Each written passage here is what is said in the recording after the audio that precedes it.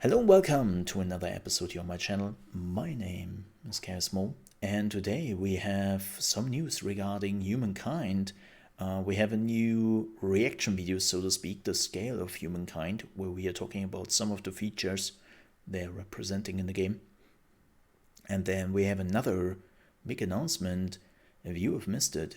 Humankind is coming to Xbox Gamepass day one. Yeah, that is apparently happening. So on PC, I have to add that. If you are playing on PC and you are like, man, I would also like to play this on console.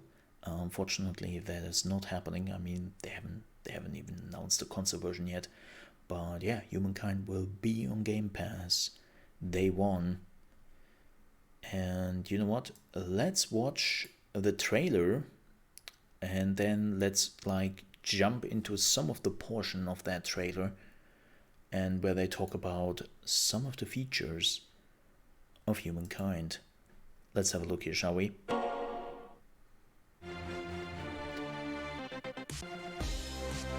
So we will have in total 60 historical cultures, and it's a little bit like Civilization in Civilization, but this one is a little bit different. So whenever you are going into in a new era, you can decide out of, I think, it depends, but I would say like 8 to 10 cultures, right? You can, of course, interestingly enough, you can of course decide if you want to keep your culture you already have. Like, you don't have to choose a new culture. Let's say you like the Romans, right?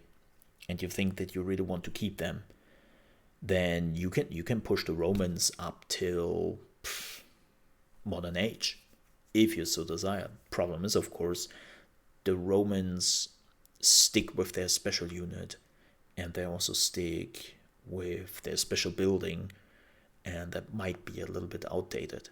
But you keep the passive, and a lot of people love the passives. Like, I think the one culture people kept the most was the Chinese, because of their passive and stuff. I was like, yeah, passives are really strong in this game. I'm kind of curious to see how the balance goes. Nope, sorry for that, hitting the microphone.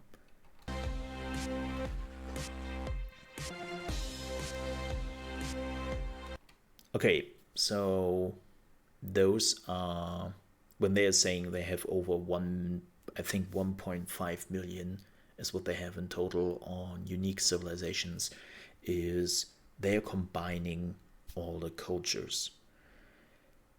Now, I don't really think that it works that way.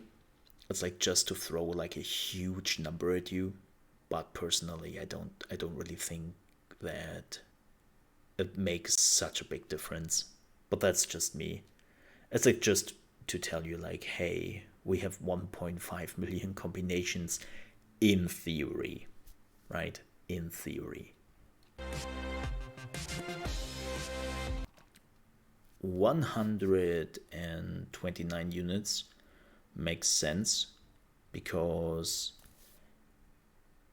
every culture is coming with their own special unit, and we have 60 cultures, so we already have 60 units just by that. And then of course we have the standard units everyone is getting. So getting to 129 units or 130 units or something like that, yeah, 129 units, that's a lot of units. I think that is more than Civ has, isn't it?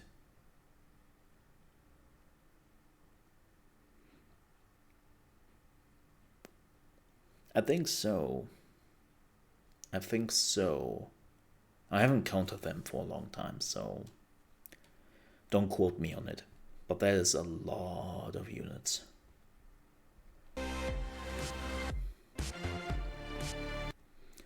10 biomes. Mm, I haven't. I I think I have seen maybe 5 or 6 of them, depending on what you all like call a biome. I would say. Yeah, they are like super important when you want to decide what you want to do with your city. When you were in a biome where there's a lot of mountains and you have the mountain biomes, you definitely want to go for construction, right? For mining operations and whatnot. And when you were in a snow biome, you are not necessarily going for food. So you really have to keep in mind, like, what is the biome good for, and what does it do for your civilization and for your city in that area.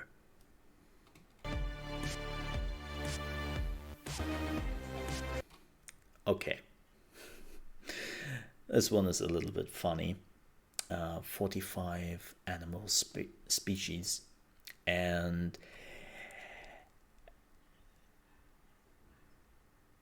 it doesn't really matter. I think you have on the map itself, you have like 5 animal species you can attack at best.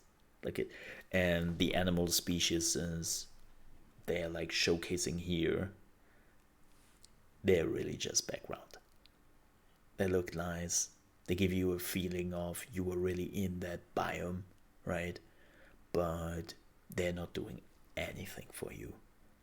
They just look neat, which is, don't get me wrong, cool, adds more to the atmosphere, right?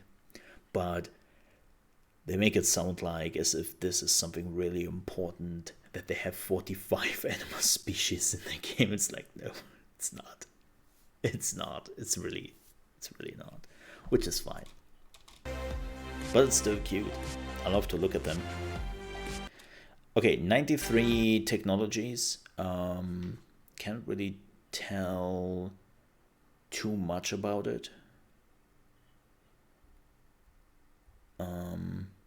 Like the thing is, we were only allowed to play till early modern times, and yeah, like it's like when it comes to technologies,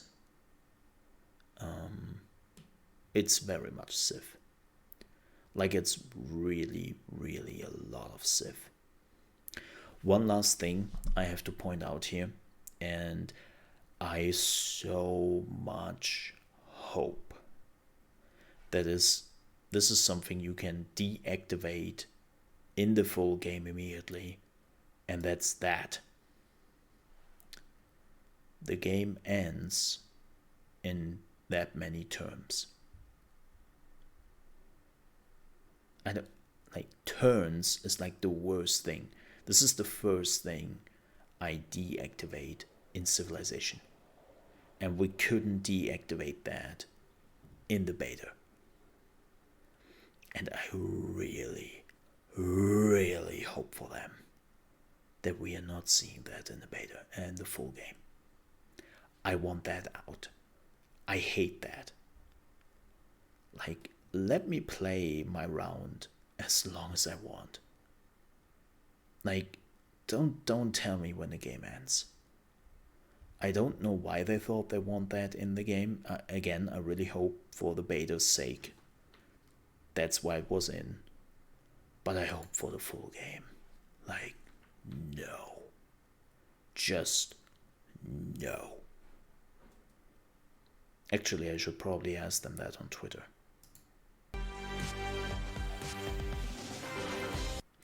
So, this is also interesting. Endless avatar customization.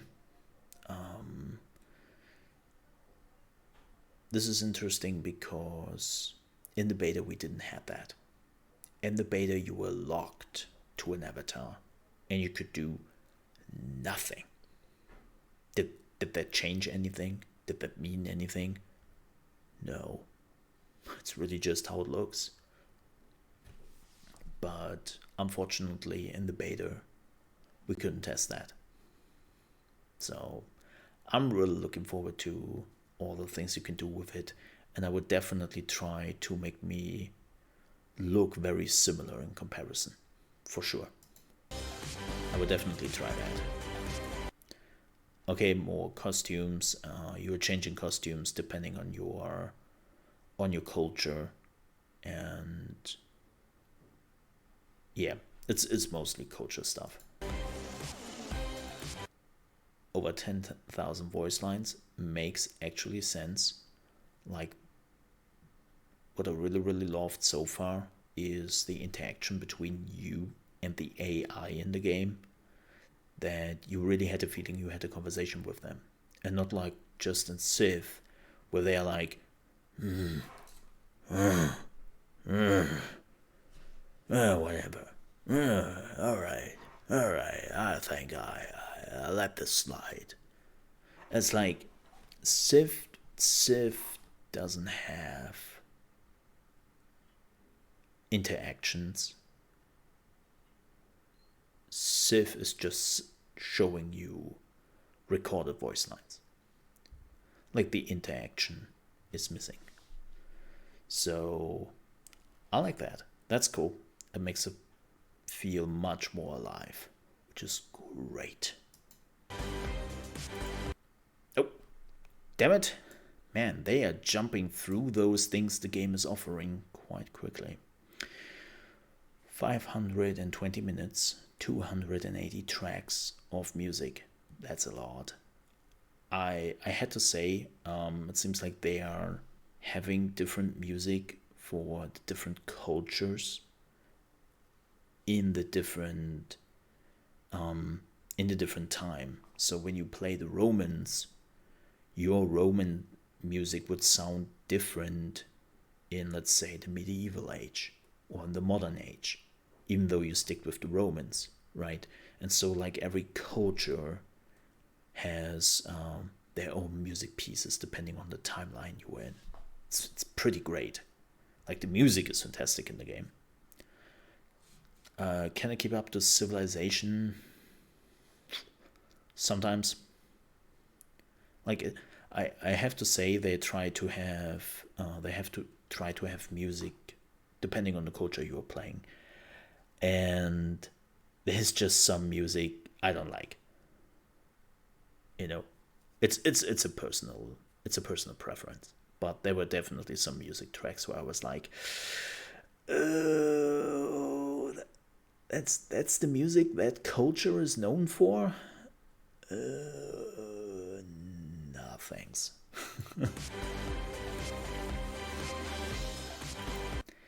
So, this is something I'm really looking forward to. 10-player multiplayer. I am curious how this will work. We haven't seen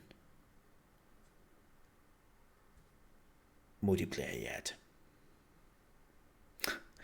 German culture is Rammstein.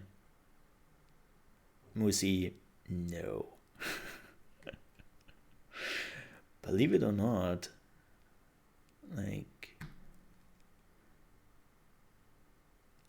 I know that a lot of people are associating Rammstein with Germany, but funny enough, I think they are not even like one of the biggest in the country. Yeah, they're definitely big outside, but not necessarily like inside of Germany, if that makes sense. It's a little bit weird. But back to the 10-player multiplayer, we haven't seen this yet. We will unfortunately not be able to play multiplayer in the beta, which we will see how that goes. I hope they will give us a lot of options. I will mostly play this with a friend or two. Like, I would not go up to 10 players. Even though, now that this game is on Game Pass, maybe we are getting like a siege group together. Not full playthrough, but maybe we are getting like people together where we can just play with 5, 6, 7 people, or maybe even 10 people at some point. Because as I said, like, this game will be on Game Pass. So there might actually be a chance for that. I would love to see how that works. And of course, how long the waiting time is. Like, I would definitely put in a timer, like everyone has. Because when you have 10 players in a turn-based multiplayer game, it becomes slow. So we have 150 narrative events. If you have played Crusader Kings or actually any Paradox game, right, you know that there are always like some events where you have to make decisions. And depending on these decisions you make, you will have good outcomes, bad outcomes, or sometimes the narrative continues. And so you have like there are events where you're just making a choice and then getting the information that something happened on your land, and that's it. And then sometimes you will have, like, depending on your decisions, you will have moments where it continues to go on to the next narrative. It's not always the same thing. Like, I know people will be like, okay, so I just have to look up in the wiki, like, which path to take. It's also a little bit like D&D. You have to roll the dice, and then you have to see what the outcome is. And they can be some crazy stuff. It's actually really, really cool. Like, it's more like a D&D instead of just like a paradox thing where, depending on the answer you're giving, you're just going through the narrative, and here you have to roll the dice, which is really cool. More than 700 illustrations. Yeah, they have like a lot of art in this game, which is really, really pretty. They also have, like, every time you're going into the next cultural era, they also have cutscenes built on those illustrations, which is really cool.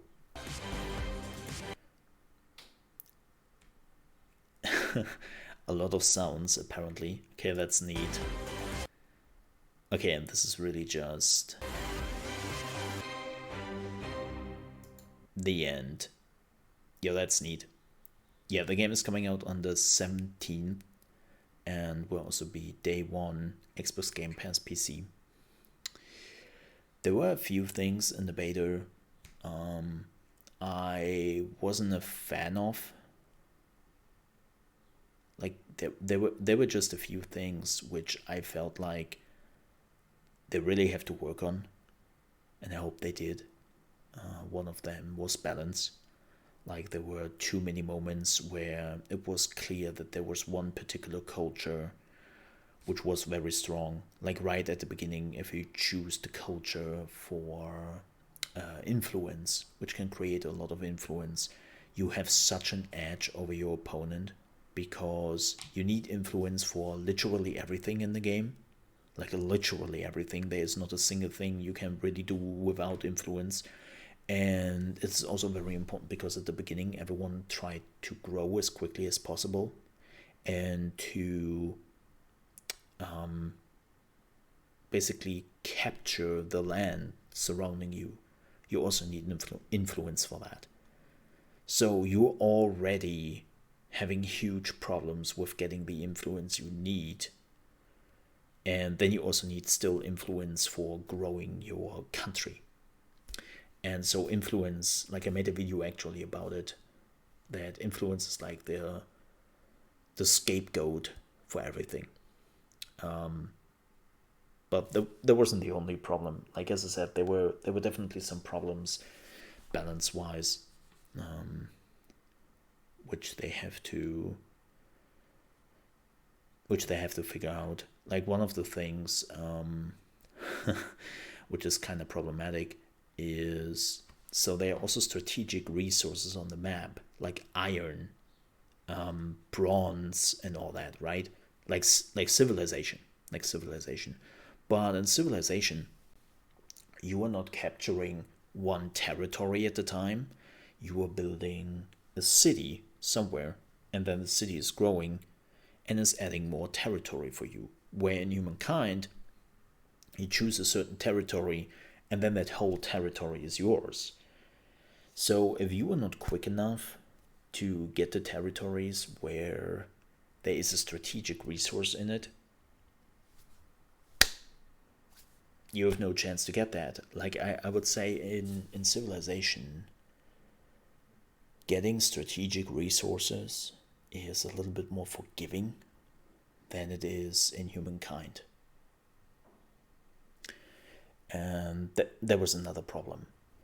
Then again, I didn't like the timer. I really hated the whole timer thing. And there was only one win condition in the game. And the win condition was, and I can show you that here, who has the most points, right? Who has the most points? And that was the win condition. I didn't like that. I didn't like that at all. Because if you wouldn't focus on this the whole time, you would fall behind. And you really didn't want that to happen. So yeah. I hope you can deactivate that, and I really hope you can deactivate the timer. I really hope so. But however, the game is coming out August 17th, and more importantly, the game will be day one on Xbox Gamepass. So, thank you so much for watching this. I will definitely play the game when it comes out. And if you enjoyed this video, I would appreciate if you might leave a like. If you didn't like this video, well, the dislike button is right next to it. And if you're new to the channel, you want to see more Humankind videos, reaction videos, gaming news, and tips and tricks and starter guides for a lot of other games out there, then I would also appreciate if you might consider to subscribe to the channel. And if you want to watch us live, then you can do that from Monday to Friday, starting at 9 a.m. EDT, which is 2 p.m. UK time and 3 p.m. Central European time. And you can do that on trovo.live/ChaosMole. Thank you so much for watching. Hope to see you next time. Till then, stay safe. Bye bye.